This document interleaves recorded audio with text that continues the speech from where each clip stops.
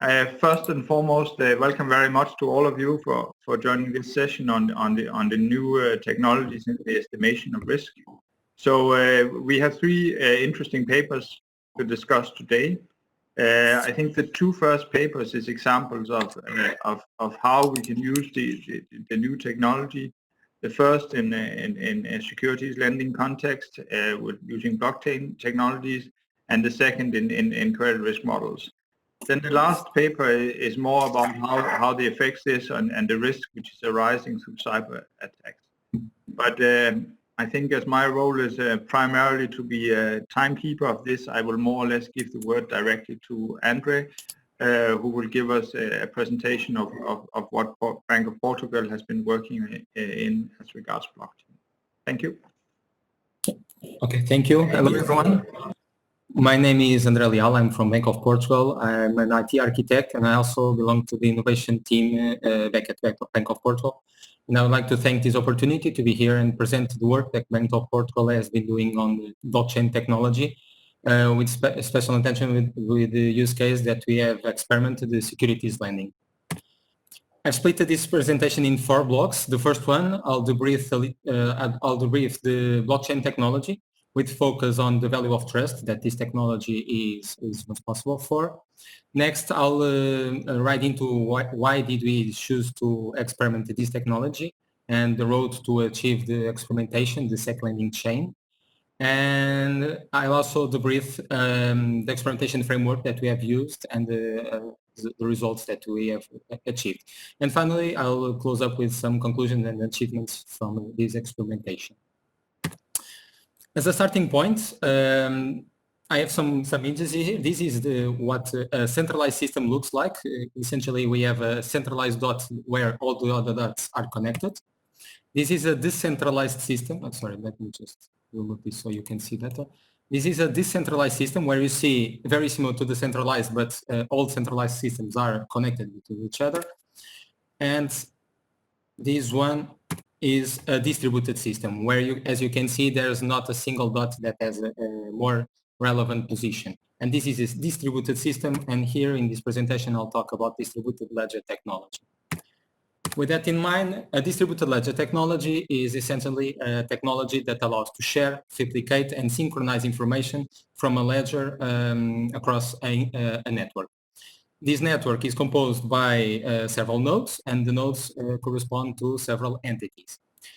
The ledger on this type of technology is essentially distributed and is managed by the network, and it can be seen as, for instance, a database. It's basically where we put our information in on this type of architecture.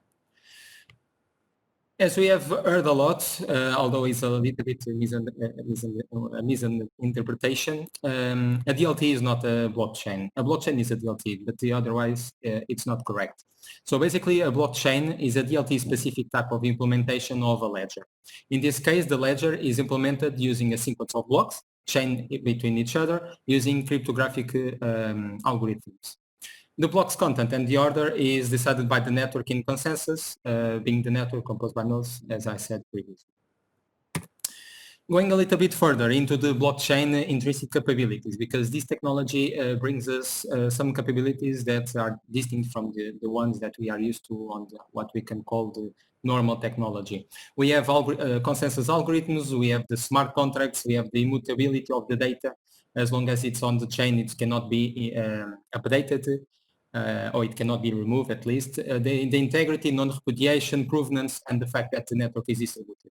All these intrinsic capabilities are really important, but they are just a small step for the biggest characteristic of a blockchain technology, a blockchain network, which is the trust or the trustless of the system. And here I bring a small example with Bob and Alice, our dear friends, to try to explain why we think that blockchain technology is a trustless system.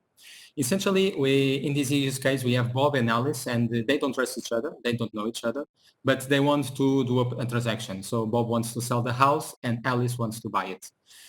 Since they don't trust each other, what normally happens is that they manage to find a trusted entity, a middleman, that both Alice and Bob trust, and this middleman will be the one responsible to perform the transaction between them.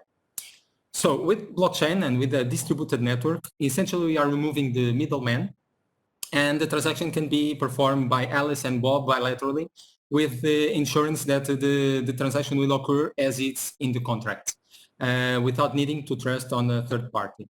And this is why it's a trustless system, or we consider it a trustless model at least. So where is the trust? This is a question that is put from the previous scenario. Well, the trust does not disappear. It simply shifts from the middleman, which was a centralized model, to a more decentralized model. In this case, in the form of a system that can grant trust and gives trust to the participants by employing some mathematical guarantees like the capabilities that I previously identified, like the consensus, the smart contracts, etc.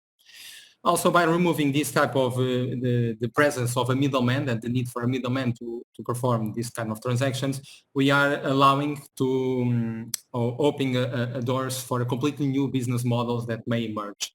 And we think, and this is our perception, that NCBs as a regulators must be able to keep up with this type of technology and this type of disruption, because in case it doesn't just understand all the impact and the capabilities and what this technology brings new to the table, it will may not be in a good position to be able to understand if the regulation requires some updating or not accordingly to the new disruption. So essentially, this was the pillar stone for us to starting this experimentation. I think that the risk to not understanding this technology was too high for us to keep apart. And so we started our road to the use case that I'm here to present. Everything was started in 2018 with a group created by the ECB called the Eurochain, focused on studying blockchain technology. And also that group later promoted an event, an hackathon, where we have proposed our first SEC lending chain proposal, draft proposal. And later we have decided to get this use case and promote it as internal experimentation. And more recently, we have extended this internal experimentation to other NCBs by extending this DLT network that we have implemented internally. During the last two stages was when we have developed the paper that we have submitted to this workshop, and it reflects the work done internally and the extension of the network. Essentially now stating the why, what and how for this experimentation. Why did we choose to do this? We choose again because we think that we wanted to better understand the risks, capabilities and implications of this new technology. We also want to explore how this technology could be used from an NCB point of view, because we are, as a regulator, a specific party on the ecosystem, and also understand and explore why and how is this technology helping to disrupt the current business models. What we have done, we have identified one low risk-based business function, and we promoted it as a candidate use case for our internal experimentation. And this business function was chosen in such a way that it would benefit or greatly benefit from adopting a blockchain technology. We also have done some collaborative work with our business colleagues, with the ECB on the network extension, and also with some external providers by bringing some external expertise to agilize and accelerate the experimentation. How we do it? How did we do it? We built a DLT environment in the DLT experimentation, leveraging on the securities lending use case and ECB use case. We have explored some capabilities of this technology, not all. Some of them were like the development and deployment of smart contracts, as well as setting up an infrastructure for the DLT. And we have also been able to extend the experimentation network with the other NCBs, as I'll show briefly. As for the experimentation, I want to give a debrief of our experimentation framework. This is a simple overview. And everything started by, as I said, choosing the right use case for our internal experimentation. And the use case that we have chosen was the securities lending. Going a little dive down onto this use case, securities lending is essentially a responsibility that all NCBs and ECB have in order to buy securities from the market and then lend them to them. This is important because it helps markets keep functioning smoothly. We have identified for this security two main life cycles. The first one is the security life cycle, And on this security lifecycle, we see that a financial institution, when wants to borrow a security, it has to ask every owner if that owner has the security itself. In this case, you will have to ask the ECB and all the NCBs if they have that given security. And by that, he needs to go to every endpoint, which is completely different standards, different types of information. It can be exposed by a PDF, Excel, a Word. It's not updated on real time. Basically, each owner is responsible to update their own information the way they want it. And what we have proposed with this, with our SEC lending chain, will be to create a distributed ledger with all the central banks and the ECB, where in such a way that the financial institution will only need to ask and perform a query to the ledger, to the network as a whole, and the network will respond if the security is available, and if it is, who is the owner that detains that given security. Another life cycle is the lending process. Here we see that we have a lending player. It's responsible not only for the lending, but for giving periodical reports and also storing the securities. And what we envisioned was to create also on the distributed network for the lending party to be part of it. And the whole lending process will occur within within the network, and will be registered on the ledger. The main points here, what we intended with the SEC lending chain would be to create a single list with all the securities available for lending. This list will be updated on real time, and for that we'll need to register on the ledger all the operations and all the lendings that have occurred. This will lead to an increase of efficiency in operations, reduce the costs, improve the user experience a lot for the end user, because it will be a central point with updated real-time information. Going forward, with the use case, we have started the business design and development of the smart contracts. And for that, we have created this machine state diagram, where we have identified for each life cycle, the security and the lending, all the states possible, which are represented in yellow and green. And all the transitions between these states, if there is a transition, then there is a business process that implements that transition, which in this case are represented in purple and blue. This machine state was really good for merging and creating a bridge between the business guys and the development, because in this way, it's just the transactions and the business process are essentially what is needed to implement on the smart contract for the network to deploy. After the smart contract was developed, we also explored the integration of this new technology. And for that, we have developed some interfaces. We started with a command line interface. Then we have implemented an API REST.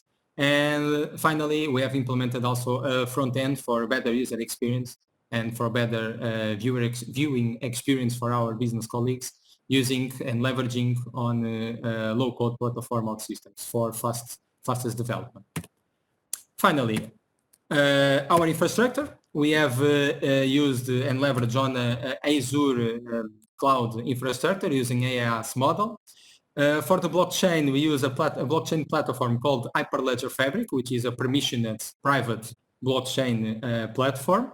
And we have used Docker for setting up the whole infrastructure. And the infrastructure that we have used internally is composed by two independent nodes, two independent servers, which is the PT node and the EU node, and also an orderer, which is a key component on the Hyperledger Fabric, responsible for keeping the order of the blockchain, essentially. Finally, we had a network extension. We have done a call to action to some colleagues from the NCB, and we have a positive response from the DNB and ONB. And by this extension and this joint experimentation, we were able to leverage on the scripts and work that we have done internally to quickly be able to deploy a distributed cross-domain network across the three central banks, using essentially allowing us to, through the interfaces and integration that we have explored, be able to iterate and create our own securities. Wrapping up with the achievements, bringing back the why, For the first topic, we would like to understand the risk capabilities and implications of this novel technology. We were able to identify the blockchain intrinsic capabilities. With the main core is the trustless component of the system, of the technology, and all the other satellite capabilities like the distributed, being tamper-proof, immutability, etc. We also have identified the specific risks and limitations, the performance limitation, its complexity of development and deployment, GDPR compliance much in line with the immutability, which makes difficult to employ the forget directory on the GDPR, and also some specific new attacks that can be empowered on this type of distributed technology, like the 51% attack. In terms of exploring how this technology can be used on an NCB point of view, we have explored all this experimentation on top of a real use case on ECB use case that is focused on operational efficiency. And we have leveraged on a private model that I like to call it trustless plus because it's a private model and a little bit different from the blockchain pure and pure. Pure blockchain and pure public. We have identified also some candidate use cases that I'll just briefly go by, like a PSD2 digital identity, where we just want, it's a use case where you can shift the ownership and lifecycle of the ownership of the information to the owner and remove it from the organizations, and also the so-called the CBDC that we are hearing more and more often. That it cannot, it's not sure that will be used blockchain technology behind it, but blockchain technology could be one possible technology that, from what the CBDC use case could take advantage of. Yeah, also the importance of having a blockchain framework for use case decision, because one site does not fit all. One of the problems of blockchain when appeared on the enterprise level is that essentially everyone thought that blockchain was for everything and it will solve any problems, but it's not true. It's just any other technology. It just have their own capabilities that needs to be matched with the specific use cases.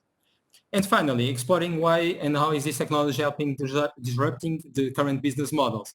Essentially, again, by removing the middleman and transferring the control and ownership of the information to the user and owner of that information, allowing for peer-to-peer transactions and for the end user to control the information lifecycle. Thank you for the attention and open for questions. Thank you, André. Almost on time. So I think we have Matthias Martin from ÖNB. I think you have a presentation. Yes. Thank you. André, I think you need to take your presentation. Yes, perfect. Okay, I try to share my contents.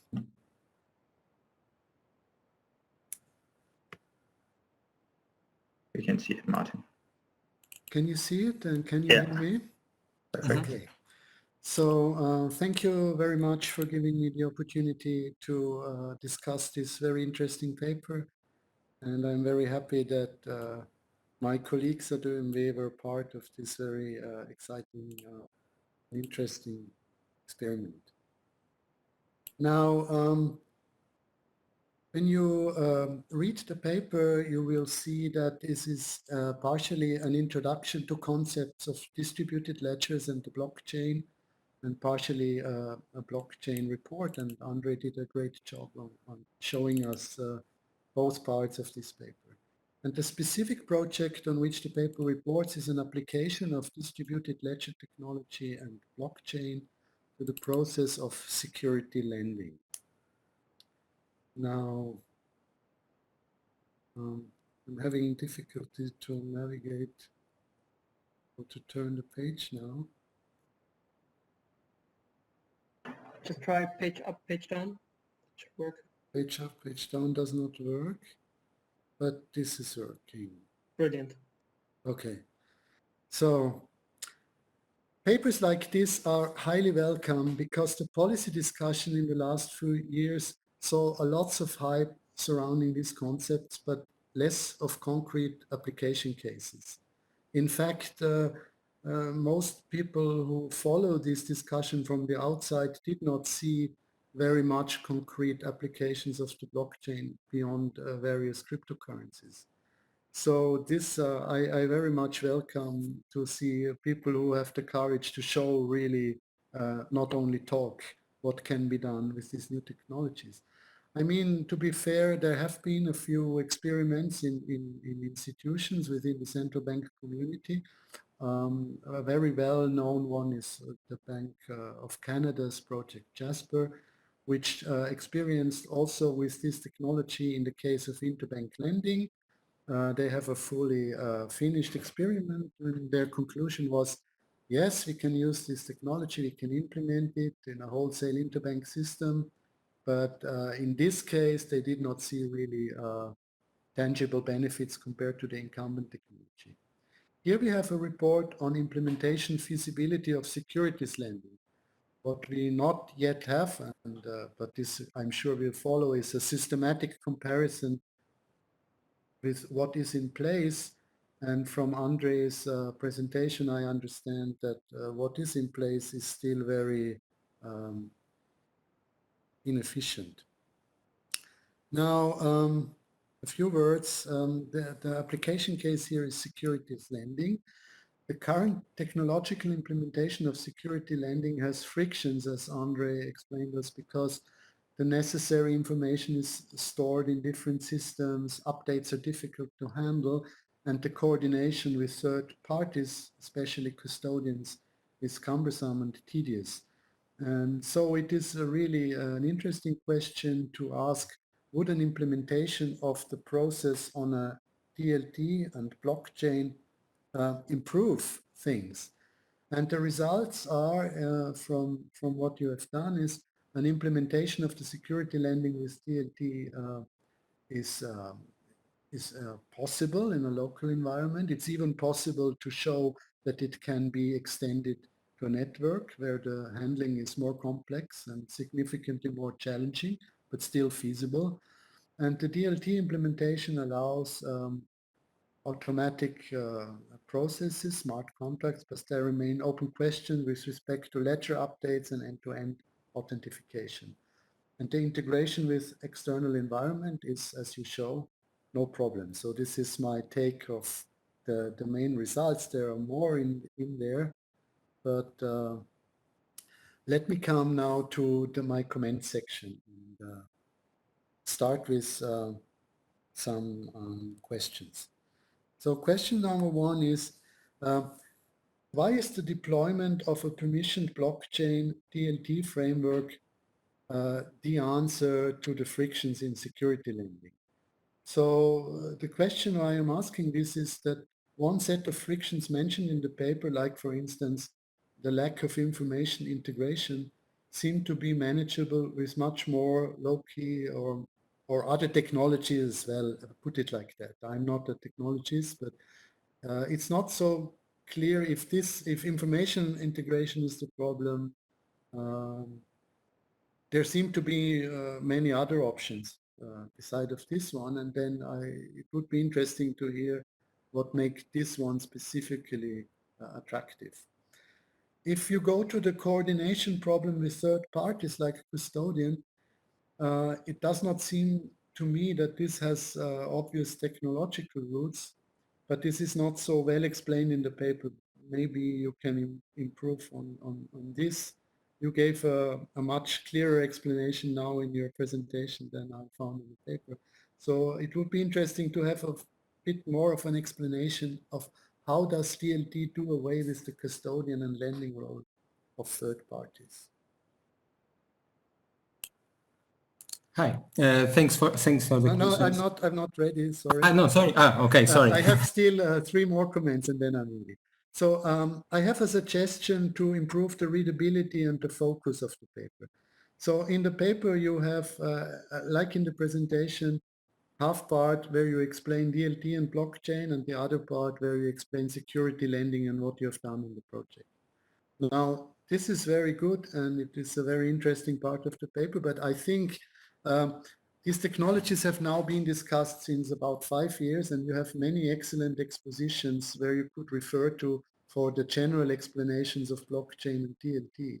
And there are also people know much more about this than people know about security lending. I mean, if you go to security lending, this is a field unknown out of a narrowly specified professional circle. So it would be helpful to discuss this a bit more, and for the other part, give references. So my last comment or my last set of questions is, when do we want a distributed system? And I would suggest to reason about this in the following way.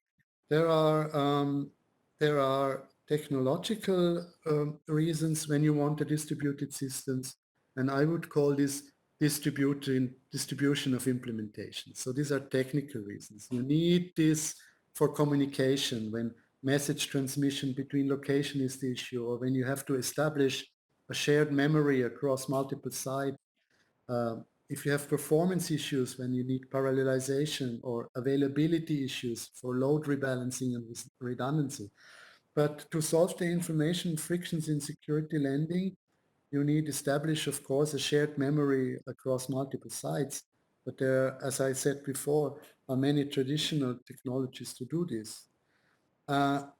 Another reason, and you mentioned this with trust, why you want a distributed system are not so much technical, but more socio-economic reason for distribution. And I would call this dimension distribution of control. And a blockchain and a DLT are the technology of choice if you want to have distribution of control. So who can like write into the register, and then you need consensus and so on. But the reason when you want to have distribution of control is, of course, if you have lack of trust in the administrator of the central database, or if censorship resistance is an issue, or if you really want to have joint decision making. But is any of these issues at the heart of the friction in security lending? Maybe, but it's not so obvious to me. Now, concluding, and then I'm ready. This is a very interesting paper, an interesting work that has the courage, and I underline this, to get concrete about blockchain and DLT applications outside of cryptocurrencies by engaging in a real technology experience. I very much admire this. It would be helpful for the non-specialists to make the case for security lending as a priority application of blockchain and DLT a bit stronger and more compelling, perhaps. It seems that the paper just asks, can we implement the security lending process via DLT and blockchain, and gives a tentatively positive answer. It is a bit silent on why we should do so. Ultimately, to assess the experiment, there needs to be, I think, a set of parameters with respect to which we can compare the legacy technology with the new one. And this step seems to be missing at the moment, but I'm sure you will do this in further work. Thanks again for letting me discuss this very interesting paper, and let me share in your insights. Thank you. Yeah. André, a quick response, then we'll take 2 or 3 questions, because I think we are already not, but if you have a quick response, André. Yeah. Hi. Thanks for your discussion and for the interesting questions and commentaries that you've done to our work. I think I can give a brief discussion about it. The goal of Banco of Portugal when we started this experimentation was exactly one of the goals was to explore the blockchain technology. And for that, we tried to identify the use case that could not only be interesting because of the distributed component of the blockchain technology, not only be interesting for Banco of Portugal, but also for some partners. And securities lending was one of the use cases that appeared as candidates. For the reasons that I presented on my presentation, the fact of it's not updated on real time, the non-standardization of the endpoints, we thought that it could benefit from having distributed management, as you were saying on your discussion, in such a way that there was not we have a lot of owners, and each owner continues to manage their own assets, but those assets are centralized for the end user. And this was the idea behind the securities lending. By going, if this could be employed using different kinds of technology, we believe so. This was not the experimentation, as the name implies, was not the goal to produce a productive system out of the box. It was just to leverage on some kind of relevant use case, on a real use case, and with that to try some blockchain capabilities. And we believe that there are some benefits of using the blockchain technology, as it's immutable, for instance, and we can have all the provenance and all the history of all the list of securities and lendings that have occurred. But it could also, in terms of socioeconomic, as you're saying, and very well, it could also be centralized, for instance, on a typical normal information system by the ECB, because in terms of social economics, the ECB is the one that is responsible to centralize all the NCVs. But if we don't want to go for that road and we want to keep it distributed as it is right now, we believe that the blockchain could be a possible solution. Okay, I think we already have one question. So Martin, very quick, I think. No, I just wanted to thank Andrew for his answer. Yeah, you're welcome. Sorry. So I think in terms of questions from the audience, I think we have one question from Kim in terms of what are the areas where you see there's the greatest potential to kind of be using this within banking and central banking. And personally, I also have a question myself, to be honest, because originally I started my career doing trading of securities lending in the central bank, actually. So it's a small world that we are coming back to this. And I think the issue that you find is one of kind of finding the large the right counterparty. I don't know whether you thought about also, because I think much of it will be an integration into the overall process to make it efficient. Because I think that the integration into other systems and automating the trading is these elements that you've kind of given thought to, because I think that's where you will have the ability not only to remove the search problem, but also to kind of get the automation of the trades, more integration into trading systems and these kind of things. Because that is where the practical issues often lie, that you then need to spend this and doing this efficient could make it easier to kind of have an example of the application. But I don't know whether there are any other questions than this. But then André. Yeah, regarding the question about the areas where we see this technology being using for the NCB, as I stated on the presentation, we are currently trying to identify some possible use cases, and one use case that it clearly we think that is really important, and it kind of crosses a little bit of what is the responsibility from a regulator, will be the digital identity. Basically, I think one of the holy grails of the use cases on the blockchain will be to remove completely the ownership of the information from all the organizations and pass it by to the end user. So and with that, the end user will have the possibility to choose what information is present, who to share, when to delete it, when to update it, and that would be a really, really nice use case. And this could be leveraged to some more banking use cases, like for instance the PSD2 use case would be, for instance, to have a distributed network where an end user could see and control all its permissions that he have done to all the third parties. Because at the moment, for instance, I can give Amazon and Facebook and Twitter, etc., several third parties permissions to access my banking account. And if I want to see who have I to my several bank accounts, and if I want to see who has permission to see my bank accounts, I don't have a centralized point. I have to go to the bank A, to bank B, bank C, and see every single one. And mainly, we think from an NCB point of view, it's tricky to use to think of use cases, because essentially because of the fact that we have an ECB, so you have a centralized point that kind of regulates every single one NCB. But I think it can be used for operational efficiency mainly, and for reference data. I think these two common ground use cases are the most common and more direct for this technology. Okay, thank you very much, André. Thank you. Very interesting presentation, and also Martin, as always, good comments.